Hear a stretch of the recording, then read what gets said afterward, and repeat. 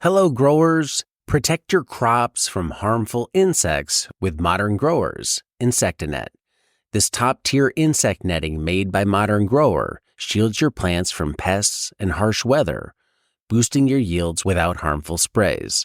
Insectanet's unique design allows 90% of the light to pass through and is easy to use with low-tunnel systems like our Quick Hoops. It's soft, elastic, and durable, perfect for field use to help ensure that your crops thrive.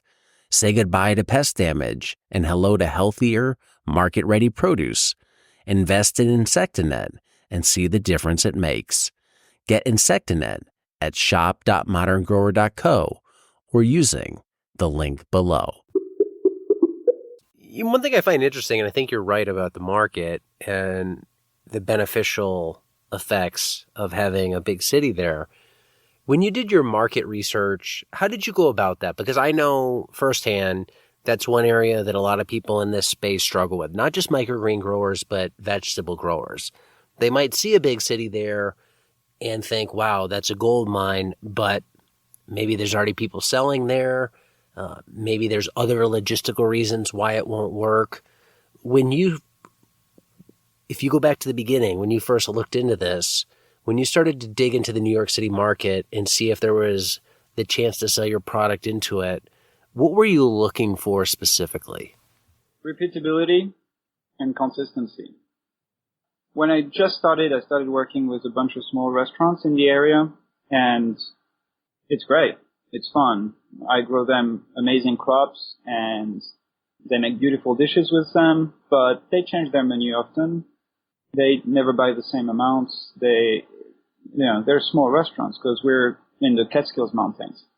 So if I had to trek all the way to New York City, I wanted to have something solid and not deal with some chefs that would just use a little bit of microgreens as a garnish.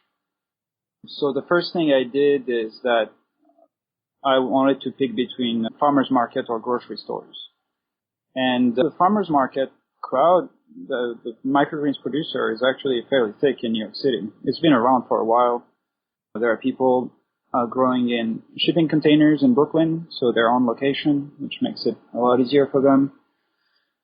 And so I gave a bunch of clamshells of microgreens to some grocery stores around the city to see if they would sell them and if it would work. And that's where the niche is, at least was, because I hope I'm in it now.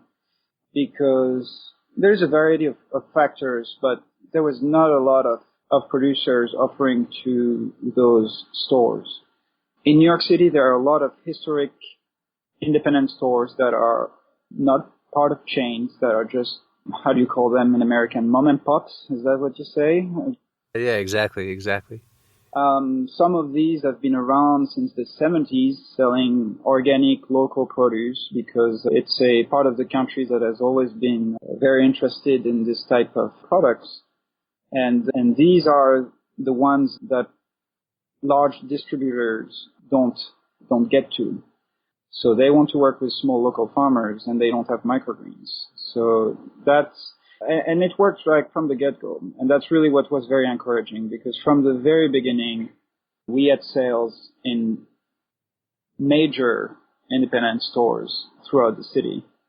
And I thought that was a real market opportunity.